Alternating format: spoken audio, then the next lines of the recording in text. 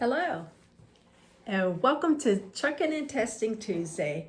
I'm Bridget Taylor with Taylor Made Trucker Service, and today we're going to talk about the dreaded topic of IFTA.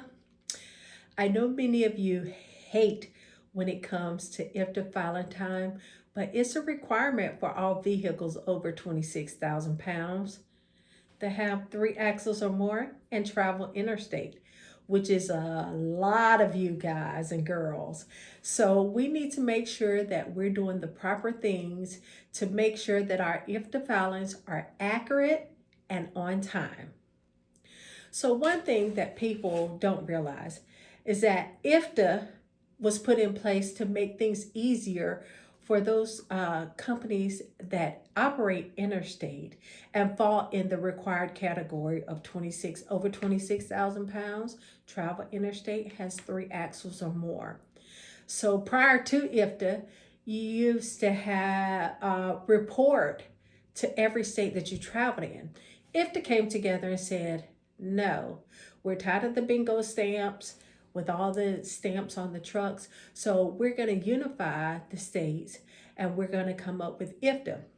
And just a quick note for those that don't know what IFTA stands for, IFTA stands for International Fuel Tax Agreement.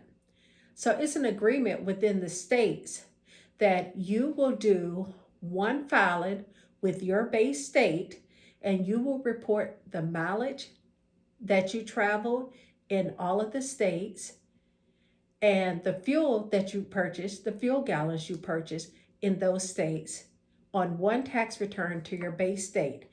And as you're completing that return, if you owe taxes to another state, like for instance, if your base state is North Carolina and you traveled in South Carolina, Georgia, Florida, Tennessee, you would do one IFTA return to your base state, which is North Carolina, and you will report all of the miles that you traveled South Carolina, North Carolina, Georgia, Florida, Tennessee, Texas, whatever states you traveled in during that quarter, you will report it on that one North Carolina return.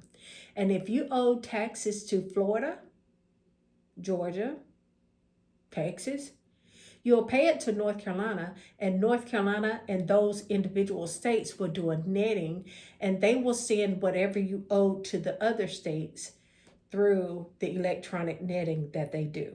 Instead of you having to write out all of these checks and request for refunds from all these different states, they will handle that for you. But it's upon you to make sure that you're doing accurate filings. Now, one thing with IFTA, you got to make sure you maintain accurate records. And the records are one, your mileage records. So you want to make sure that if you're required to use the ELD, which most of you are, that you download. My recommendation is on a monthly basis. You download your daily driver logs and save them to your computer. And I would also email them to myself so that if that computer actually conks out, that you would have it somewhere else. You can print it also, but that would be a lot of paper. So just make sure that you're keeping your records in at least two places. So a lot of these ELD companies do not keep those logs within the system for you to access for a long period of time. So you must download those logs and save them in other places so that when it's time for you to get an audit, those records will be available. Now, if you don't have those records available when it comes time for audit, you're giving control to the auditor, to the states that are auditing you. So you need to make sure that you are keeping these mileage records somewhere safe and where you can access these records 3, 4, 5, 6 years down the road, maybe even 7 if you're using them for IRP reporting purposes. So make sure you download your ELD driver daily logs on a monthly basis and put them somewhere safely. Now, if you're using paper logs, make sure you store those paper logs somewhere safely so that years down the road, if you were to get audited, you can still access those records and provide them to the auditor when it comes time for audit. The second records that you need to keep are your fuel receipts. Now, I highly recommend that if you're able to get a fuel card, because those fuel card reports will give you all the information you need to do your IFTA reporting. And you can also download those files to your computer and send them to yourself via email so that years down the road when you have an audit, you can still have those reports available for the auditor. Now, fuel receipts, if you are maintaining fuel receipts, they get some wear and tear, of course. If you have them in the heat or exposed to the sun a lot, they can bleed and fade. So you want to make sure that you're keeping accurate records of them. Now, prepaid fuel receipts is something that we see being an issue with a lot of people. They prepay for the fuel and then they don't go back in to get the actual final receipt showing the total number of gallons that was purchased, the total dollar amount spent, and all of that. So if you're one of those people, let's stop it right now. Let's change up, get out of that truck, go back in the store and get your final fuel receipt, because prepaid fuel receipts does not tell the full story. It doesn't tell how many gallons you purchased, how much you paid for that fuel, which the auditor can determine whether or not you paid the tax on it.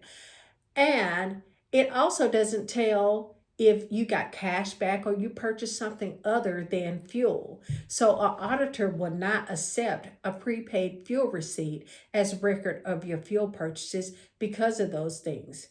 You could have got cash back. You could have purchased food. You could have purchased some type of service on your truck, clothing, or anything like that. So let's make sure that if you prepay for your fuel before pumping, go back in and get your final fuel receipt so that it could show the number of gallons that you purchased and the total dollar amount. And most fuel receipts, if you're getting it from your regular type store, fuel place, will have the location, the date, the type of fuel you have, the gallons, the dollar amount you spent. And then you yourself, you can write the truck number that the fuel was put into. And that's going to be very important if you have multiple trucks, because when you go through an IFTA audit, the auditor is going to want to know what truck you got the fuel in. And as the owner of the company, you want to know that your miles per gallon on those trucks are within range. Or, sorry, drivers, but this is how you could tell if a driver is actually stealing fuel or selling fuel to someone. If that miles per gallon for that truck is really out of range, you can about guess that either one, your truck has a leak, or that the driver may be selling fuel to someone else and getting the cash for it. So it's very important that you pay attention to these things as the owner of the company to make sure that you're getting the money that you're earning and able to put it back into your company, and not that your driver is stealing from you. Sorry, drivers, I had to share that information. I hope you're not doing that. Oh, okay. Next thing we're going to talk about, just a lot of people complain about when it's IFTA time, that they have to pay and they think it's double taxation. It's not double taxation.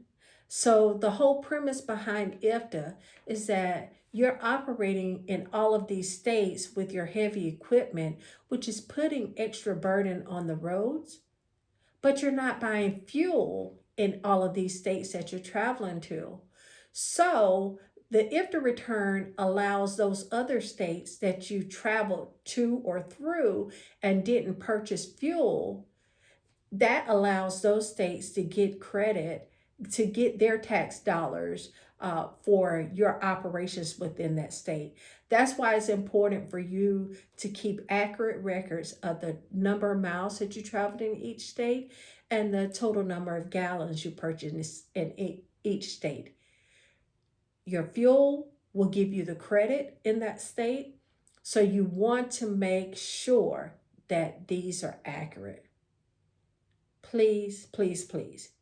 Now, one thing I like to tell you as a former IFTA auditor, do not take someone else's fuel receipts and use it in your reports, especially when it has that other company's name on the fuel receipt and vehicle information, because that's what trained auditors are required to look for. And sorry, that becomes a fraudulent transaction. So, and you could get penalized for that. So let's be honest in our reporting and let's make sure that we're doing the right things. So to control, like if you want to kind of control your IFTA and whether or not you're going to have to pay during the IFTA filing quarter, you want to be fuel smart. And what I mean with that is that you would need to know what states you're operating in and what the tax rates are in each state. So for instance, if I'm operating in North Carolina and South Carolina, and I do most of my operations in North Carolina, but I purchase most of my fuel in South Carolina, then I can assume that I'm going to owe at the end of the IFTA quarter period when I do my filings, because North Carolina tax rate is typically double South Carolina tax rate, fuel tax rate. So in that case, if I do most of my mileage in North Carolina, but I buy most of my fuel in South Carolina, I'm going to owe North Carolina for not purchasing enough fuel. So it's very important that you think about those things when you're doing your filings every quarter. And if you want to control, if I have to pay or not.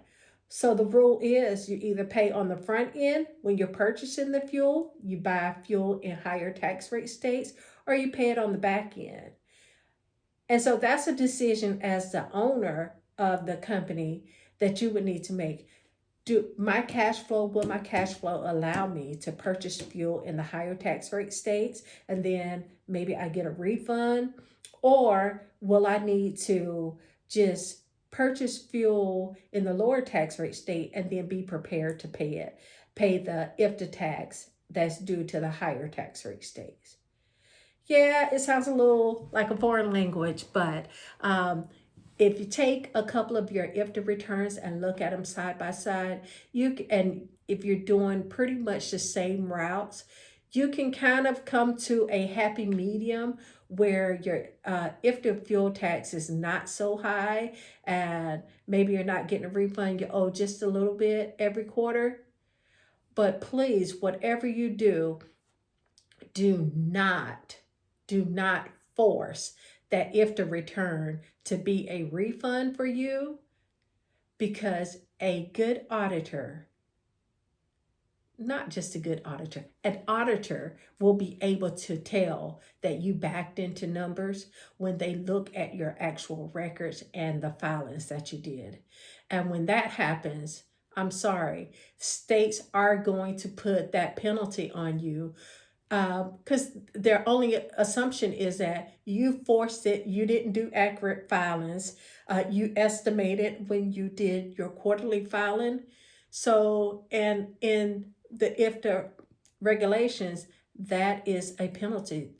Most states have a tax deficiency penalty that will cover that. And that could really, really cost you when it comes time for an IFTA audit. Now you want to make sure that your trucks, all of your IFTA qualified trucks, have current decals on them and have a current license in them. Now, if you don't print out the license and put a copy in the truck, make sure that every driver has an electronic copy of it.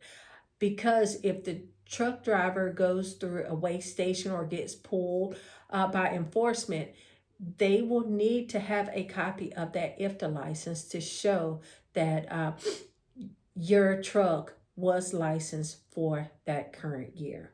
So right now, every one of your trucks should have 2025 IFTA decals. If you do not have 2025 IFTA decals, you're in trouble, and let's get that right now. So don't hesitate to give us a call, 980-299-1572, and we can help you get those IFTA decals and get that IFTA account current. So one last thing I want to make sure that you understand is that IFTA will audit you. They will audit what you submitted on your IFTA returns, and typically they do a 3-year audit. So it could be 3-4 years down the road before you get audited. And some people get confused. They think, well, I closed my business, so I don't have to keep these records. Not true. You're still subject to audit, even if you close the business down, because they're going to do the audit prior to when you were operating. So make sure you still keep those records on file. For IFTA purposes, 4 years, if you're using those same records to do your IRP registration, which is your tag registration, you need to keep these records on file for 7 years. That's right, 7 years, because you're subject to IFTA and IRP audits.